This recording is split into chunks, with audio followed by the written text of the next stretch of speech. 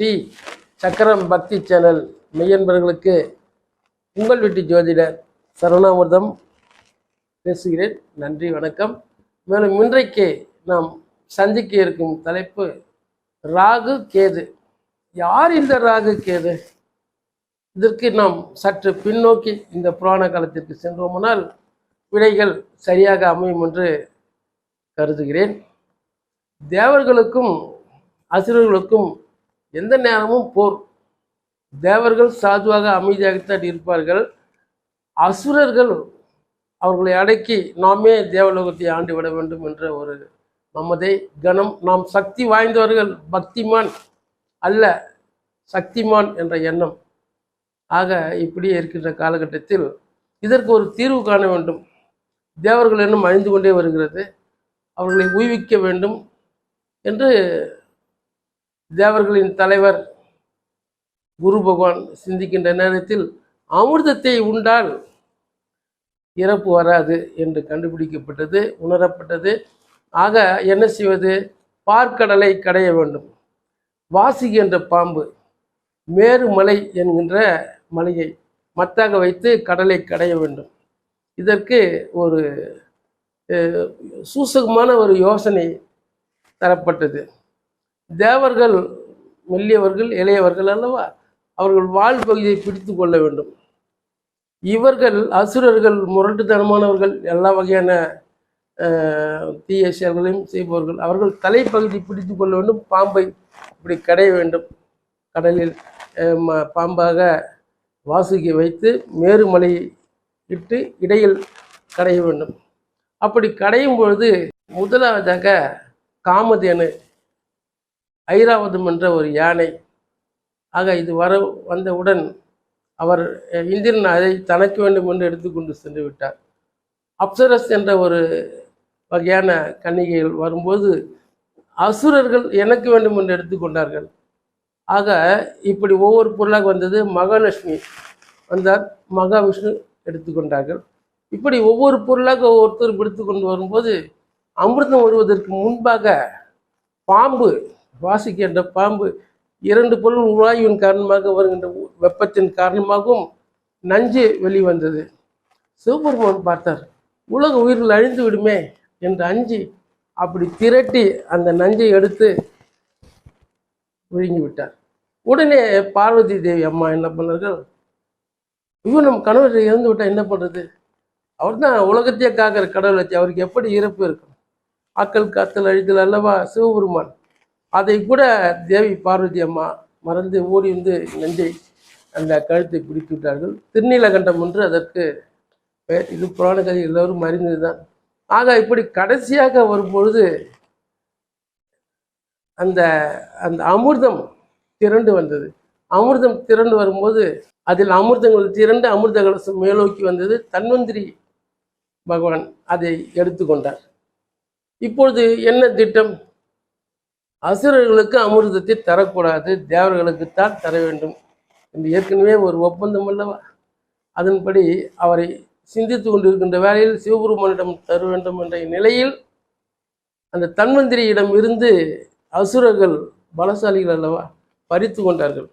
உடனே மகாவிஷ்ணு மோகினி அவதாரமாக பெண்வடிவம் எடுத்து தேவர்கள், கடவுள் அத்தனை பேரும் நினைத்த மாத்திரத்தில் நினைத்த உருவத்தை மாற்றிக்கொள்வார்கள் அல்லவா. அது எல்லோருக்கும் தெரிந்த செய்திதான். ஆக அசுரர்களை சமாதானப்படுத்தி பொறுங்க, எல்லோருக்கும் தரேன், என்ன நம்புறீங்களா, என்கிட்ட கொடுங்க, அமிர்த கலசத்தை பெற்றுக்கொண்டார்கள். ஆக வரிசையாக தேவர் ஒருவருக்கும் அசுரர் ஒருவருக்கும் அந்த அமிர்தத்தை தருவதா, அல்லது இவர்கள் தேவர்கள் ஒரு புறம் அசுரன் ஒரு புறம் அவர்கள் தந்துவிட்டு இவர்களுக்கு தருவதா என்ற ஆலோசனை நடந்தது.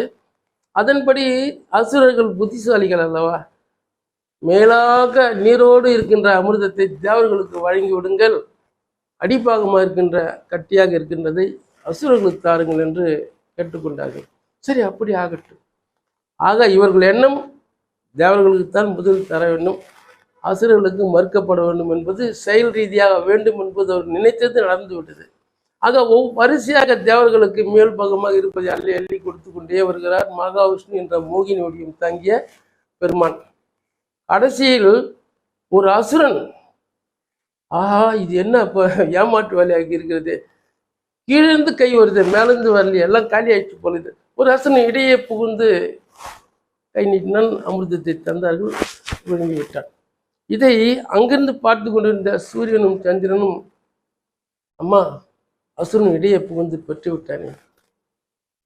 உடனே கையில் இந்த அகப்பை மோகினி என்ற மோகினி அவதாரம் தாங்கி இருக்கின்ற தாய் மகாவிஷ்ணு ஓங்கி அடித்தார். அசுரன் தலையில் பட்டு தலை தனியாகவும் உடல் தனியாகவும் போய்விட்டது. ஆனாலும் கூட உயிர் பிரியவில்லை. காரணம், அமிர்தம் உண்டு விட்டான் அல்லவா. ஆகவே என்ன செய்வது என்று பார்க்கும்போது அங்கு ஒரு பாம்பு இறந்து கிடந்தது. அந்த பாம்பின் தலையை எடுத்து அசுரனுடைய உடலில் வைத்தார்கள். அது ராகு என்று பெயர் பெற்றது. அப்போ ஒரு வாளில் பாம்பின் வால் மீதம் இருக்கிறது அல்லவா, அந்த பாம்பின் வாலில் அந்த அசுரனின் தலையை வைத்தார்கள். இது கேது என்று, கரும்பாம்பு செம்பாம்பு என்று இது இப்படியாக இருக்கிறது. ஆக அந்த அசுரனுக்கு மட்டும் மனம் கொள்ளாத வேதனை என்ன, நம்ம காட்டி கொடுத்தது இந்த சூரியன் சந்திரன் அல்லவா, இவங்களை சும்மா விடக்கூடாது என்று கோபம் கொண்டு அந்த வான ரீதியாக கூட பார்த்தீங்கன்னாக்கா அந்த சூரியனை இந்த ராகு என்கின்ற பாம்பு போய் கவி பிடிக்கும். அது சூரிய கிரகணம். அதே போன்று சந்திரனை பிடிக்கின்ற பொழுது அது சந்திர கிரகணம். ஆக இப்படியாக ராகு கேதுடைய வரலாறு இப்படியாக இருக்கிறது.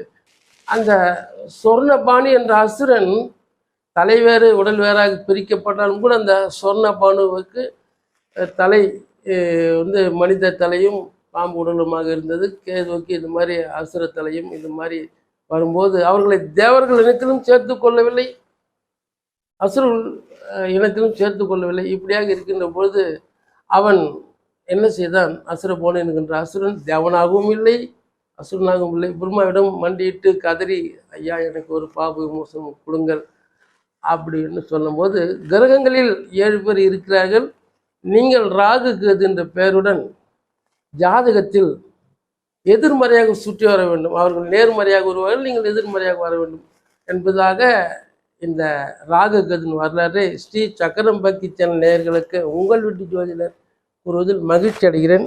உங்கள் வீட்டு ஜோதிடர் சரவணாமிர்தம்.